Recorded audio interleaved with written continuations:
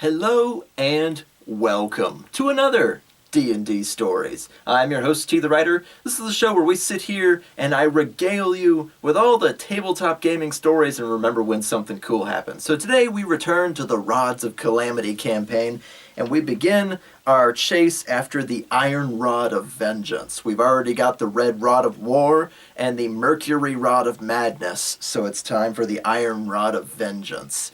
So, after having returned and saved the cleric at the Pelorian Acre, we all decide that we should take a little bit of a break.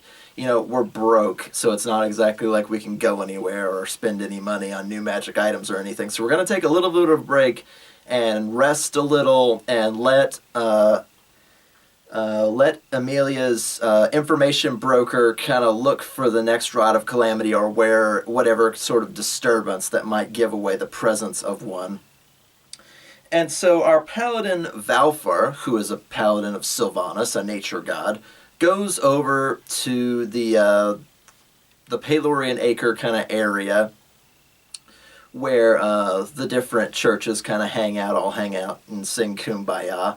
And there is an area for those that follow nature gods. It has great big trees and woven buildings and stuff like that. And he sits up in a tree to kind of meditate upon what has happened so far. That we are gathering these apocalyptic items that do terrible things to whoever wields them, and how they keep popping up through history. So he sits there and kind of folds his legs in the lotus position, and he interlocks his fingers. Om, Sylvanus, speak to me. Om.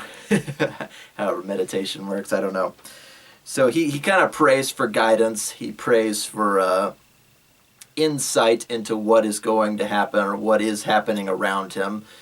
And strangely enough, he receives a single word answer. A voice appears in his head, one of divinity and power, and it says to him a single word, and that word is Domavan. Now, Domavan is a name, but he's never heard of it before. He does all the knowledge, nature, knowledge, nobility, knowledge, everything. He's never heard the name Domavan before, but it comes to him clear as day as a divine vision, a single word, Domavan. And he gets down from the tree and he kind of walks around the park-like area for a while, kind of thinking on what has transpired, and he heads back to Amelia's manor, where the rest of us are kind of hanging out, again, because we have no money, because a wall of fire took it from us. And we hear from Amelia's information broker that way back at Westgate, that gnolls are starting to pop up in greater and greater droves, much like the goblins were before, in a serious, war band. They're on the warpath. They're just killing people, eating people left and right in greater numbers than have been seen before. They're thinking that maybe a pair of tribes or even a trio of tribes has kind of joined forces, or they were all so badly battered by adventuring sorts that maybe they have formed an alliance and chosen one leader. So now there's a super force of gnolls out in the Crosslight Forest. And I go, oh geez. And then that's back up in Westgate, so that's another month's travel. And we're like, okay, we gotta check this out, because if gnolls have a Rod of Calamity, it's just as bad, if not worse, than the goblins, because they like to eat people.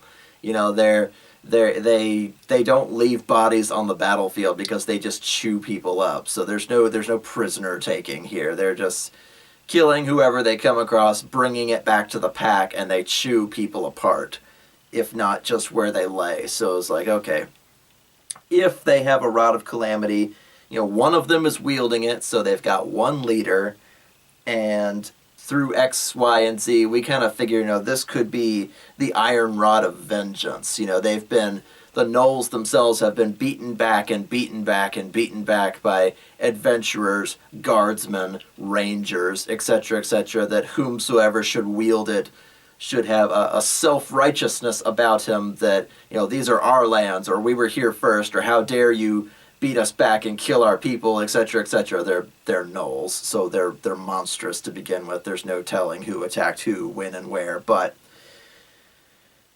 the forest is becoming far too dangerous for travelers, and if they have a Rod of Calamity, things are going to go south pretty fast. So we decide, okay, we're going to go check it out. And before we leave, we say, you know what? Since we're traveling back and forth so much, we really should have like some kind of like cart or vehicle or something like that. So we decide that we're gonna go shopping for an iron cart, because if you have like a month's worth of supplies, you don't want some asshole roaming the woods to come and steal a crate from you, and now you're down a week's worth of food or whatever. And we go, and through a long and really bizarre conversation, we end up getting like a metal-topped sort of cart. So it's not like a canvas top like you see the pioneers using. It's like it's a metal box or a metal cage with wheels so that all of our stuff is secure. It's got a padlock on it. It's got space for 4 horses, etc., etc. And then we decided we're going to go a step further. I said, since we're going to be like a slow-traveling supply cart, we kind of look at each other and go, we should have like some sort of standard form of defense, or maybe a deterrent of some kind. And we go, should we put like a catapult on it? And we go, no, catapults are like for hundreds of feet away, and you need ranks in like siege engineer or whatever as a profession to do that. And we go, what about like something simple like a ballista or an arrow cart? And we go, ballista, yeah, we've got a ranger. That's just a giant bow and arrow, isn't it? And Davhan's like, yeah, sure. So we bought a ballista, and we had it installed on top of this cart, and we've got like a little chair behind it which rotates 365, and we put ballista bolts on it. And I forget what ballista bolts are. They're like 3d6 or 3d8 or something obscene. But we attached it to the cart, and so Davhan and Caleb, myself, kind of teamed up. They're like, okay, Davhan, it's a giant bow and arrow, or it's a giant crossbow, so why don't you be the guy that fires it, and like I'll be the guy that reloads it, because if you've got like a siege weapon, like a ballista or a catapult or whatever, it takes a team of people to run it with any kind of expediency. Like I think a catapult takes a team of like 4 people to run it at its maximum speed or whatever, but a ballista not so much. Like you can load an arrow and knock it and then mount the trigger and stuff with just 2 people. It's not super difficult. Like you can turn the hand crank and throw the bolt on and shoot it again. But the trade-off is that it's using 2 people's turns, so 4 actions, to fire at once. So that's the trade-off in terms of doing damage. But, bandits, highwaymen, roving horsemen, etc., probably won't attack a group of 4 dudes if they've got a siege weapon pointed down the road. So it's more of a deterrent than anything else. But we mount this up on there, and they go, okay, we got to name it now. What are we going to call it? Do we call it, Death, Rattle, and Roll? Or do we call it, the Undertaker's Cart? And I go, what about something silly like Stewie? And they go, why would we name this cart Stewie? And I go, well, remember, during, like, the World Wars, when, I forget who invented the tank. I think it was the British. When they invented the tank, they called it a tank so that other people wouldn't know what it was. They could have gave it a scary name like Rolling Cannon Death Armor or whatever, but they called it a tank so that you could talk about it and people wouldn't know what you were talking about. So it's like, if we park Stewie, behind the inn or whatever, and we're talking about it like in a tavern somewhere, they won't know if we're talking about like a horse or you know a war dog or whatever like that. You call it Stewie, then it's like a code word, so it's cool. So we have Stewie, the ballista mounted metal cart that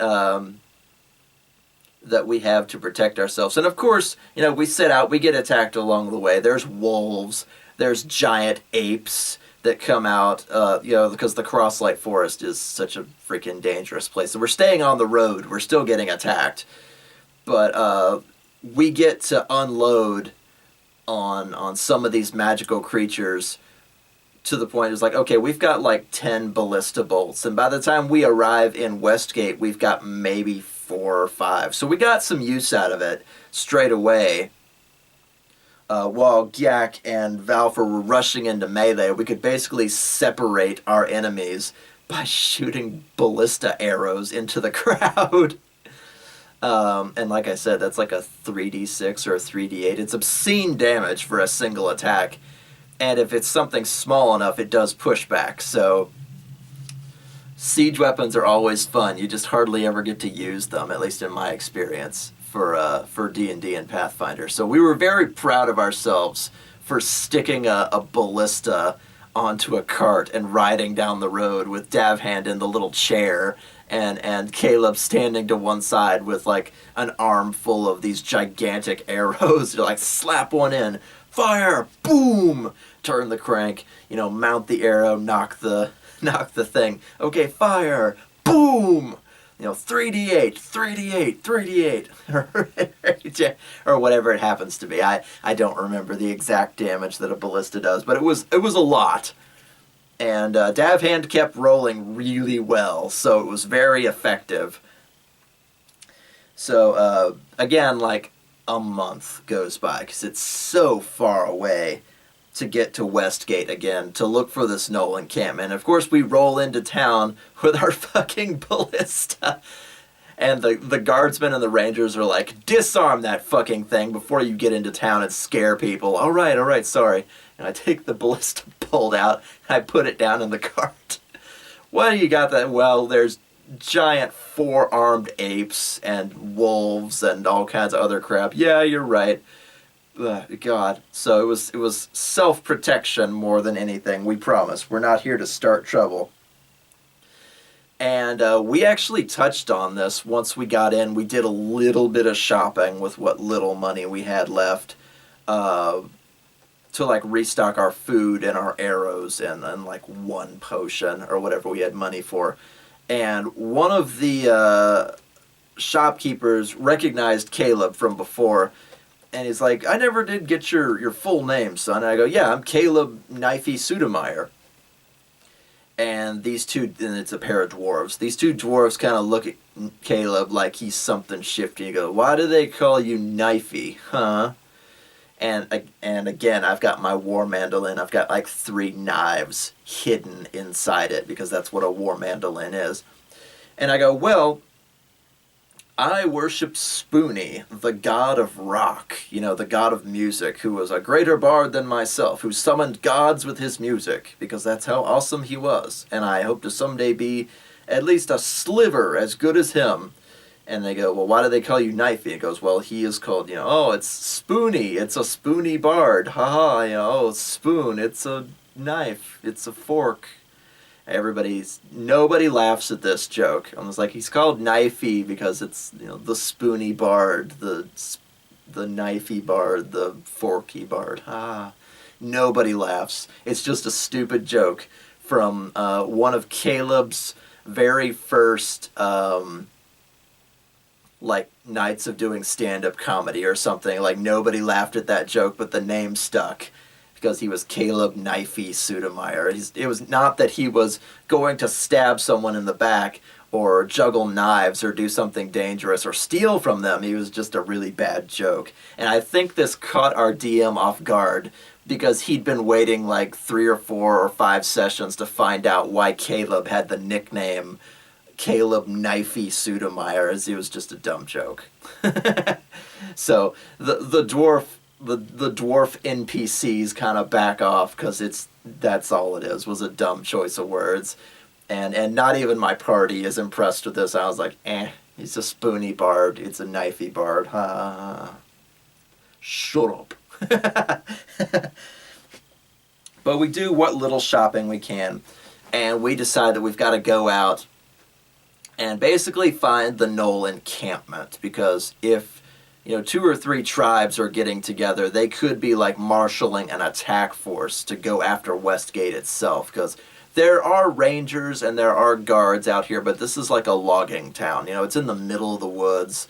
They chop down trees and strip them and send the lumber elsewhere on these slow-moving carts, so there's not a lot of military force out here if a giant band of gnolls suddenly descends on the place. So we've got to go and, at the very least, kill their leader and steal the Rod of Calamity, the Iron Rod of Vengeance.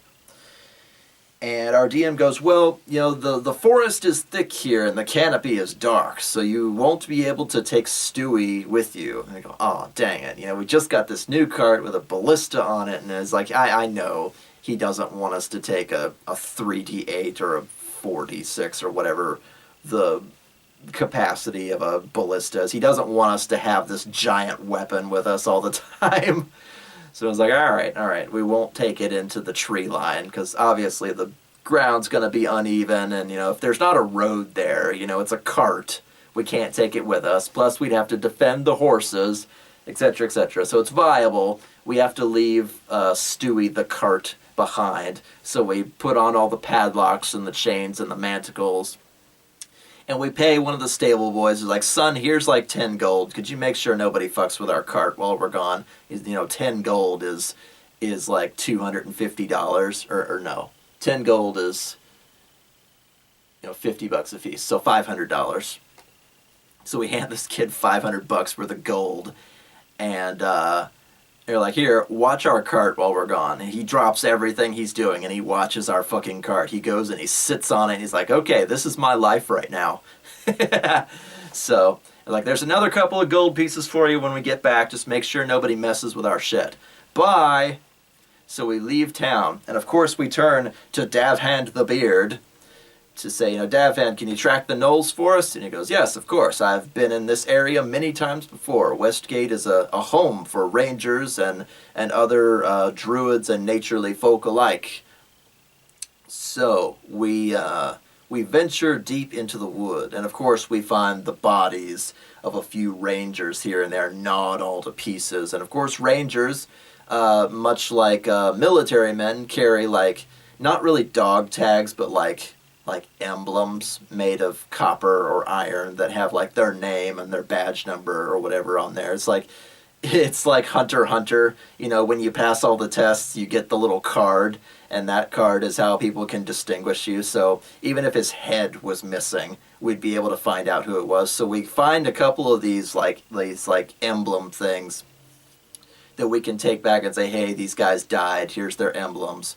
And of course, Valfar, being our stalwart paladin, has to bury everyone we see, and says the prayer over them and sprinkles grass seed on them to help with how the hole grows back once we filled it in, etc., etc. So we see the scratch marks, we see the broken arrows, we see the chopped up plants, and Valfar leads us on through the woods for quite some time, about a day, before we arrive at the gnoll encampment under cover of dark. Now, unlike goblins, gnolls are dog-like. They're upright. Well, they're upright, but they're hunched over. So they're dog-like beings that run on 2 legs. They're hunched over. They're snarly. Lots of teeth and claws, and they have rudimentary armor, gigantic fucking sharp weapons like sabers, and long spears and mauls, big hammers that are covered in spikes and other shit like that. They are not to be fucked with. And we come across this encampment, and we count fucking 20, 30, 40 of these fuckers. And I was like, we look at each other, we're like, no. And, you might say, oh, gnolls are not that much more powerful than goblins, and goblins suck. They have like 4 health points. But when you've got 40 goblins, that's 80 actions in a combat versus our 8. So if you've got 40 gnolls, gnolls can have class levels. Gnolls can band together. They're militaristic. They're wild. They can be commanded by like an alpha male or an alpha female to act in a certain way on the battlefield. They will fucking murder us if we just wander into this camp because there's so many of them. And we're like, okay, yeah, there's, they've got like some yellow tents and some red tents, and like you can tell there's a few factions here. Like the Iron Rod of Vengeance, clearly a couple of like gnoll factions were decimated, and now they're all conglomerating together for a safety in numbers kind of thing. It's not good. There's just, like, if even one of them sees us, they could just like howl, and the rest of the pack will hear and will come running. So we've got to do this in a stealthy manner. It's like, well, how are we going to do this? And Gak, we're like sitting at the very edge of the tree line, outside of like sight, outside of like smell range. And we look over at Gak, and Gak's got this. He sees where the biggest tent is. He's going to go see what's going on. He's going to like cut a little hole and peek in and see kind of what's what. So Gak makes some spectacular move silently / like stealth checks / acrobatic checks, like darting between each tent or each little hut. We even made a joke about it. If you've ever played Age of Empires, the huts made of sticks. That's basically what they looked like. Each one had a little fire next to it. It was like a dome-shaped little hut. And this big hut had like tent wings to it, so it was much bigger than all the rest.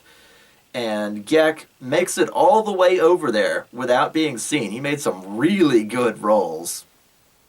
And he's like crawling on his belly to get over there because he's a monk. He's, as far as getting from A to B without being seen, he's got pretty good chances. So it was either going to be him or Davhand, but he was going to try this. And he wanders over, or he stealths over, to the back of this tent. And he's got like his little knife. He cuts a couple of eye holes like a cartoon, pokes the pokes the fabric through, kind of looks in. And of course it's the chieftain of the tribe. He's like sitting on a big chair of like bones and blood, and deep on the mountain of doom, in the castle of pain, I sat on a throne of blood. This was the throne of blood, where it was just made of bones of animals and people and just anything that they could get a hold of to make this little platform thing for him to sit on. And of course he's surrounded by the women's. He's got a harem of female gnolls. There's a chest in the corner. He's got this maul, this two-handed like spiky hammer across his lap, or like right next to him. And even from where he's laying, Gak can see that this maul is magical because it's got kind of like a red tint to it. So that's not the Iron Rod of Vengeance, but that is a considerable magic, because most magic items don't glow when they are not like being used. So it has an ambience to it, and it looks freaking deathly. So while Gak is sitting there thinking about stuff, he's like, well, do we just bust in? And he goes, no. And Gak kind of comes back. And he goes, this is what I saw. This is how this has happened. And he go, well, they gotta sleep sometime, right? They'll probably put up guards. It's already night. There's no telling when they're all gonna go to sleep. But they'll probably set up a couple of guards, and then that will be less of them to work with, because if they're asleep and we attack them and they sound the alarm, it's going to take at least a few rounds for them to chase over to where the melee is. So that's kind of the plan. We attack when they lay down to sleep for the night and post a couple of guards. So we do about what you would expect. Davhand goes and sits up in a tree with his bow and arrow, because, when he's up in a tree, it's a fast arrow spree. Raise your glass up for Davhand the Beard. Yeah, he was up in the tree. So he's got like all these different arrows that he's collected over time, like sleep arrows, poison arrows, just regular ones, etc., etc. So he's loading up on what he can do, because he can shoot pretty much across most of the encampment as long as he's up high enough. So if Caleb gets surrounded and is almost Julius Caesared again, he can at least shoot down to help save him.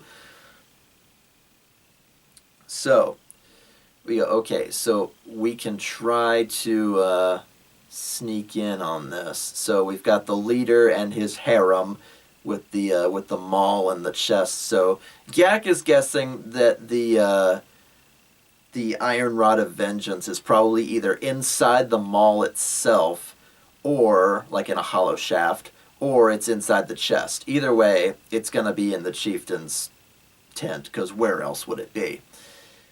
They go, okay, if we can assault them from behind, we can kind of blitzkrieg them and then run, because, again, there's 20, 30, 40 of them. And Gyak kind of makes the incision after a while, after they've all gone to sleep.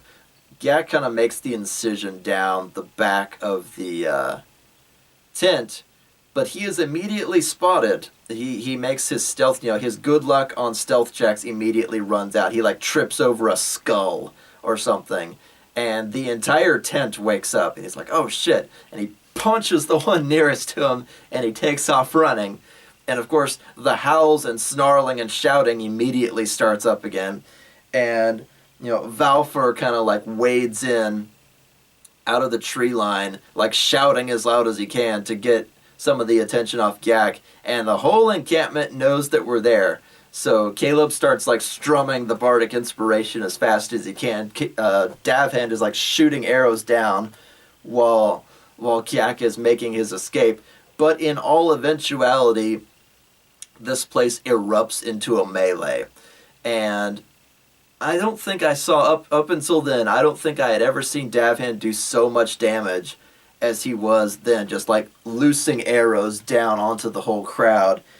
But the main problem was sheer numbers. And Caleb steps in with the Hypnotic Pattern. Now, Hypnotic Pattern is probably one of the staple bard spells in 5th edition. And basically, it makes like a swirling shape of like colors and designs like above your enemies, and they are entranced by it. So when the giant crowd of gnolls like converges from around the encampment, Caleb throws Hypnotic Pattern up into the sky, and it's like a 30 by 30 area of effect or whatever. Throws it over the majority of the crowd, and all but like 2 of them like stop and stare, slack-jawed, like drool going down the side of their muzzles. So controlled a good portion of the fight, while the chieftain and his harem come barreling out of the main tent.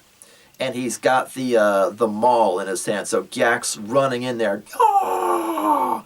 like the monk that he is, like punching him in the muzzle, punch him in the rib cage, punch him in the solar plexus, punch him in the kidneys, sending gnolls flying in all directions. Valfor's cutting them down left and right. Davhand's shooting arrows down into the melee. There's so many of them. And Caleb's like shooting bardic inspirations as fast as he can. But, we know we've got X amount of time before the chieftain joins the fight with his giant spiky fucking hammer thing. And Caleb's like, okay, we've neutralized a number of them, and we've killed a number of them, but when the chieftain joins the fight, it's going to suck to be us.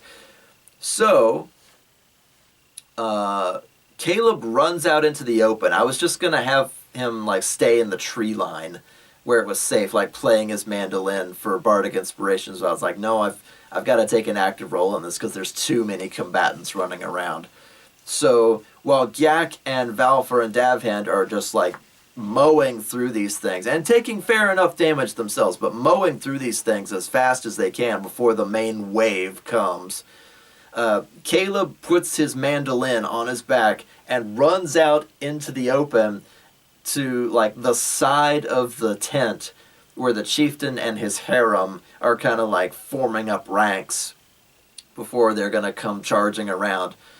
And I say to my DM, okay, I'm going to prepare a spell. And he goes, what spell? I'm going to go, Dimension Door. And he goes, Dimension Door, okay. So I prep a spell, I pass my turn, and the chieftain and his harem come barreling around this tent, because it's a permanent structure. They didn't see Gak's little half door that he made. They come barreling around this hut tent, and Caleb is just like, ah! And like a coward trying to be brave, dashes out into the open, and he stops in front of the chieftain. The chieftain is startled for a half a second because some harlequin jackass who's dressed in like sparkly bardic attire, bright red with gold trim, charges at him from around the corner. Ah! He's like, ah! And holds his maul up, this giant spiky two-handed hammer that's dripping with the gore of his enemies. And Caleb grabs the hammer with one hand, like doesn't try to like take it from him because he's not strong enough to just take it. He's like, okay, I grab the maul with one hand and I cast Dimension Door and I dimension 300 feet away. And the DM goes, what? And I go, yes, Dimension Door works on Caleb, anything he has on him or anything he's holding, and any one willing participant. So I could grab like Dav Hand and teleport him 300 feet away. But he's holding on to the maul, and so Caleb runs out from behind the corner, grabs the chieftain's weapon, and then teleports away with it in hand. And our DM's like, you know what? I'm going to rule just by like coolness factor. All right. You grab his weapon and you teleport away, and he stands there with his empty hands. Ha! He's like, what the what? Some asshole dressed in bright red just dashes around the corner, grabs his weapon, and then winks out of existence. He's very confused. So 300 feet away, back in the forest, in the middle of the foliage, Caleb reappears with this giant two-handed spiky hammer dripping with the gore of his enemies, and immediately drops it on the ground. Now, I think it was supposed to be a maul of feasting, and a maul of feasting is basically blood magic. If you hit somebody with it, you gain back a little bit of health whenever you damage somebody, but the trade-off is if you have it for too long, it'll drain health from you instead. So it's dark juju. It's not good. So Caleb drops it on the ground. The chieftain is never going to find it, at least not during this fight.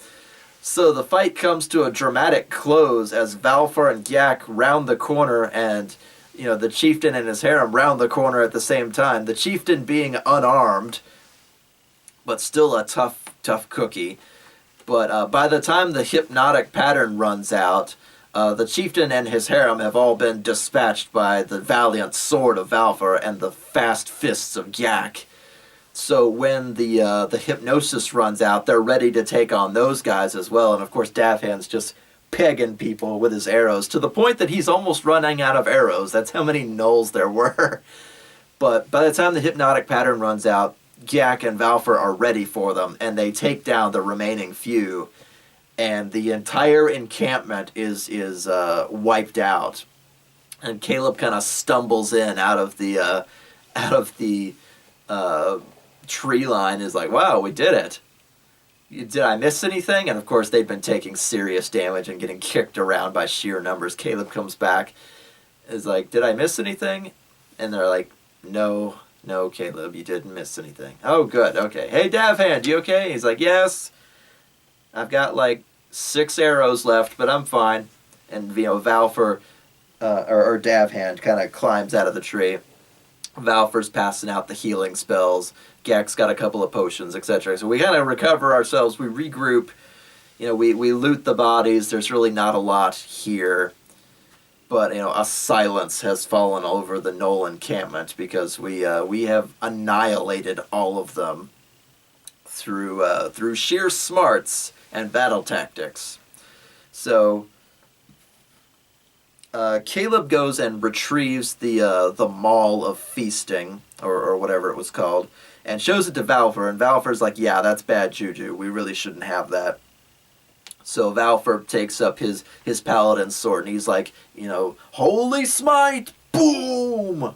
And we destroy the hammer, so it can't we can't really sell it to anybody. It's really bad magic. It's blood magic, but we don't want to just bury it and have somebody come across it. So we break it, and when you break a magic item, it becomes mundane. So we get rid of that, and we go into the chieftain's tent, and we see his throne of blood, and we paw through the bones and stuff to see if there's anything. Now, Yak immediately goes over to the chest. It's like, oh, it's locked. Bonk! And he hits it with his giant meaty fist, and it pops open. And he's like, inside, we find like 500 gold pieces, really shiny coins, and we find a note that has a poem on it. And at the bottom of the poem is the name Domovan. And he brings it back to everybody, and Valfer's like, I have heard the name Domovan before in my meditations. Did Domovan pay these gnolls to stay here in this encampment, or is he funding them? Is that why they had such good gear? And we have conjecture for a while, like, who is Domovan? What is Domovan? Because that's not like an orcish name, and that's not an elven name. It doesn't sound like a man's name. It's like, so what is Domovan? Is Domovan a dragon? Is Domovan, who would command gnolls, or who would pay gnolls? So we don't know who or what Domovan is, but it's a cool name, so we like to keep saying it. Domovan. Oh. It's Domovan. How did you escape the volcano, Baron von Domovan? I have to stop for a second because that's a personal joke for me. When I was in high school, I had a friend named Ian Delgado, and he liked to dress to the nines every day. He would wear a vest and a dress shirt with a little gold chain, dress pants. He had, beautiful, stylish glasses. He just enjoyed dressing well, and that was kind of his thing in high school. But it came to the point where he was dressing so well every day that we referred to him as a Bond villain, because he liked rolly chairs, so he would always steal the teacher's rolly chair if she wasn't using it or something. So we would face him to the wall, and when he would turn around, we would act surprised and go, it's Baron von Delgado. He would pretend to stroke a cat or something. It's like, how did you survive the volcano, Baron von Delgado? So that shows up 10 or 15 years later. It's Baron von Domovan. So, because it sounds like a Bond villain. But we don't know what Domovan is. So they're like, well, should we have Valfer meditate some more? Because the Rod of Calamity is not here. So clearly, who or whatever Domovan is probably wielding the Iron Rod of Vengeance. So we're like, okay, so we turn the poem over, and the poem is about civilization coming to an end, and cities falling, and trees and stuff taking the place of farm fields, etc., etc. It's signed from Domovan, and on the back is a map that leads to a temple of Sylvanas, which is Valfer's, our paladin, Valfer's god. So there is an unlisted temple of Sylvanas out in the Crosslight Forest. It's probably a ruin. It's probably abandoned. So, if Westgate is the nearest town from this place, it's probably buried in the forest somewhere. And Sylvanas is a nature god, but, X number 100 years go by, priests and nuns are not very good at making babies. So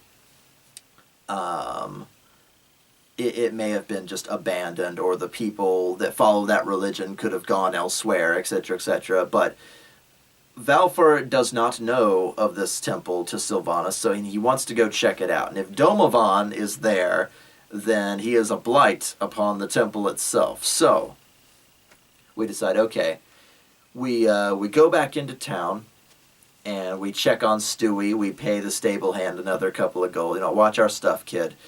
And we tell them that the gnolls are no more. We have wiped them out.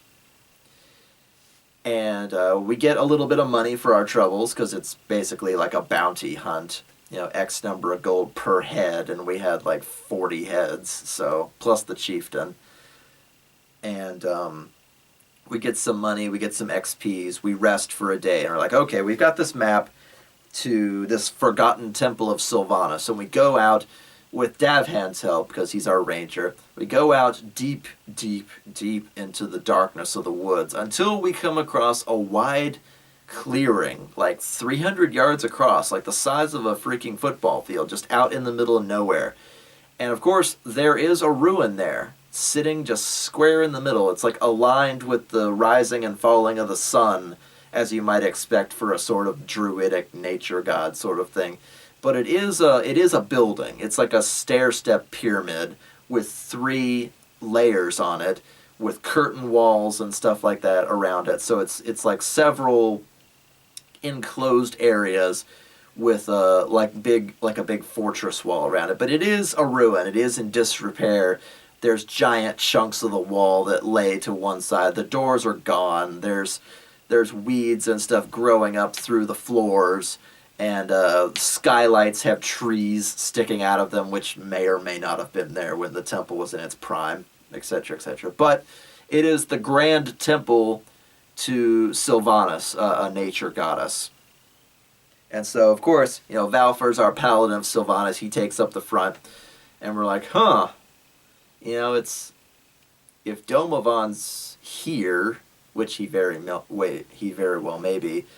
I wonder what he is, and we're doing some conjecture. We light a fire, we've got a stew going, we're kind of like sitting out in the open, but there's 300 yards between us and them, or it. And we're like, it could be a dragon, we could be fucked. You don't want to fight a dragon in a big open field, because he'll just fucking fly and circle strafe you, shooting fire down. It's like, I don't know, Domovan, it could be a dragon, it could be something else though. And while we're eating dinner, our dinner stew, we see that one of the trees in the center of the complex like gets up and moves. And we're like, wait, what is that? What is that? And between us and the temple itself, there's a grove of trees, and they're all white-barked birch. And I was like, they're looking at us, aren't they? Are those Valfor, are those trees looking at us? And I'm like, I don't know. And it's like, it's some kind of grove. So it's like this circle of white trees. We kind of set our spoons and our bowls down. I was like, okay, if those trees get up and come over here, I'm going to be very upset. So why don't we go over there first? And we go to the middle of this grove kind of expecting to get jumped. And get jumped we do by the trees themselves. It's because it is called the Shrieking Grove. And the trees therein are called the Shrieking Sisters because they are trees that can grow faces and scream at you, which of course have fear effects, etc., etc.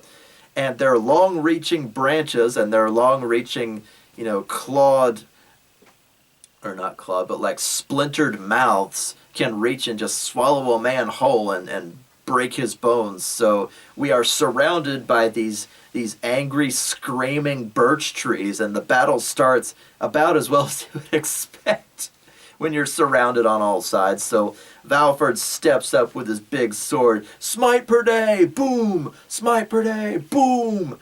Timber! Crash! Crash! Valford's the MVP of this time around, just because you've got a bard with a rapier. That's not going to do you any good. You've got a ranger with a bow and arrow and a short sword. It's not going to do you any good. Gyak and Valfor are melee guys. So if you ever tried to like punch a tree Gak can do it, but Valfer's our hero at this point. So Gak pulls out the lightning rod spear and like throws it and explodes one of these trees. Splinters go in all directions. Holy shit. Valfer's in the background. Oh, timber! Oh, timber! Until all the trees fall. And we're like, oh, shit.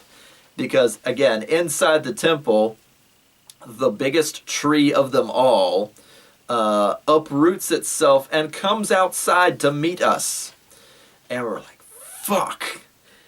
And, of course, who is this? It's a giant treant. It's a tree person, but he's gigantic. And he's like moldy. He's covered with decay, and bits of him are coming off as he goes.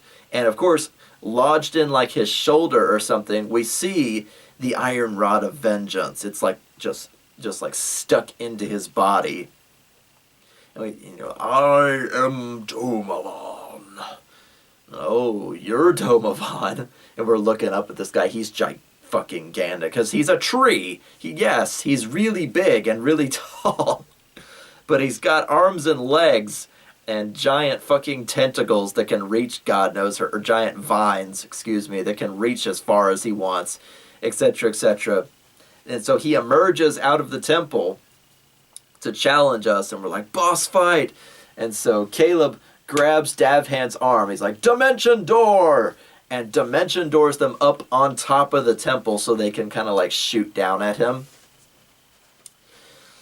And we're like, all right, go get him, Valfer. So our party tank is also our party healer. So Gak and Valfer go after Domovan while Caleb is up there strumming his mandolin and like occasionally like throwing a knife down at him. Like, ooh, a knife on a tree. Great. Smite per day, boom! Do flurry of blows, bah, bah, bah, bah, bah, bah. And then Caleb's like, I throw a knife, bah. Eh. And of course, Davhand has like fire arrows or exploding arrows, whatever you want to call those. So he can also hurt Domovan. Caleb, not so much. But Caleb tries his once per day bardic ability that allows him to cast the command spell. He's like, all right, there's no save for this. It's the School of Glamour ability. There's no save for this. But by then, our DM was getting kind of bored out by the bardic ability to control somebody for 20 turns with single word commands where there were no saves.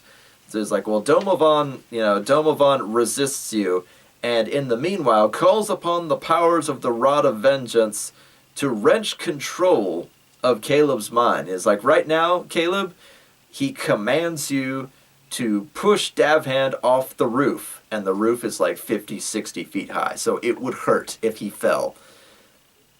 And so Caleb's like, Davhand, give me a hug. And he turns, like, reaching at him like a zombie. And, of course, Davhand knows something's wrong right away because Caleb's eyes are, like, glowing a little bit while the mind magic works on him. So they are wrestling on the roof while Gak and Valfer are trying to fight Domovan. But there's, like, vines going everywhere. They're punching giant freaking chunks of decaying wood off this guy while he's spraying splinters in all directions. If you want to see some really interesting ideas, look up like wood golems and treants and like mushroom men. They like plant-based attacks in D&D and Pathfinder are all very interesting stuff. But he sprays splinters in all directions, and it's like a 66 explosion sort of attack that sends wood in all directions. And finally, Gak's like, okay, I'm going to climb him. You're going to climb him? He's a tree. I can climb him. He's a treant. No, he's not. He's an abomination. I'm going to go up there. I'm going to punch the Rod of Calamity out of his body.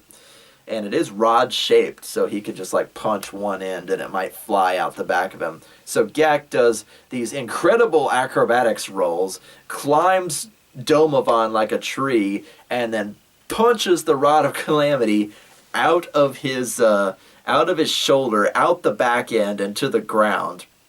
And of course the rod like clatters away as Domovan's body is like shaking back and forth like he's about to fall to pieces. And Domovan kind of eventually, freed of the rod's influence, like falls to his knees. He's like, "Oh, I'm so tired. Thank you." Oh, and he just falls into mulch. And of course, Caleb's mind control fades out of his mind. He's like, "Oh, what was I doing?" Like, "Oh, hey, Davhand. Is everything okay?" And Davhand's like, "No, Dimension Door us back to the ground." He's like, "All right, give me your hand. Dimension Door!" And they teleport back to the ground. They're like, "Oh, Domovan's dead. Or Domovan's mulch." Ha ha ha. We get like our action movie one-liners in while we're working. And Gak, we used like a burlap sack, I think. Gak collects the Iron Rod of Vengeance, and we tie it up and we put it in some blankets and stuff so nobody picks it up. And Valfor, of course, being a paladin of Sylvanas, wants to go explore the temple. And Caleb's like, "Okay, I'm going to stay out here. It's not my god. This is clearly a holy site. I would not want to defile it or anything." Valfor goes in, and upon an altar inside a double-wide chest, he finds a living suit of plate mail. Now, living plate mail is made of ironwood, and ironwood is exactly what it sounds like. It's wood so hard it may as well be iron. But this thing is alive. It can talk. It can mold itself to your body. It can be, it's like a plant that attaches itself to you. So Valfor kind of like starts taking off some of his plate mail. Like, this is like artifact armor. This is the best thing he's ever going to see. And it's like this beautiful, like endowed golden fucking ironwood that can like flex itself to fit his body perfectly. And the great thing about living armor is that it doesn't have disadvantages on it. So, now Valfor can do things like move silently. He can swim, he can stealth, he can climb without taking like a -8 or a -12 as far as like making noise and stuff. This armor will move with him instead of moving because of him. I don't know if that makes any sense. Like, if you're wearing plate mail, it moves because you're strong enough to move it. Living armor will flex with you when it feels you flexing. So it feels lighter. It's just as heavy and just as strong, but it takes away pretty much all the disadvantages of wearing chain or plate. So it's fucking awesome. And then it works its way like around his ribs and then up his spine, and it comes down like an Iron Man helmet. It just kind of pring, and then it parts some of the roots so that he can see out, and then it parts some ways so you can see his mouth and his chin. Oh, it was epic. It was like the epic paladin nature armor. Oh, it was cool. Like, this is the armor of, a paladin of Sylvanas. Before, he was just wearing fucking plate mail. Now he's wearing, super nature Sylvanas, nature paladin fucking awesome armor. So it's this cool moment of like, oh, he comes out shining like the sun, wearing this plant metal thing that takes away any disadvantage of wearing armor. It was fucking cool. He comes back out into the sunlight like, "This is the armor of a paladin of Sylvanas. We are triumphant. We must return to Westgate and then back to the city." And they're like, "Wow, that's so fucking cool. I'm so fucking jealous." I'm so jealous of this fucking epic armor that he got. But it was definitely a character moment for him. So he got this mega super armor from the Forgotten Temple of his god, which was very cool. And we recovered the third Rod of Calamity. So we had a long journey ahead of us to get all the way back to the city, but we could return to Westgate knowing full well that we had recovered the third Rod of Calamity and gotten rid of the gnolls and, super equipped our paladin and had another probably another level under our belts, etc., etc. So we were feeling pretty good about ourselves, and it was time to get back on Stewie and head back to the city. So I guess that's where we'll stop for today. There's 4 Rods of Calamity. This will probably be a 4-parter kind of campaign. So I hope you enjoyed that story, and I will see you guys on the next D&D Stories.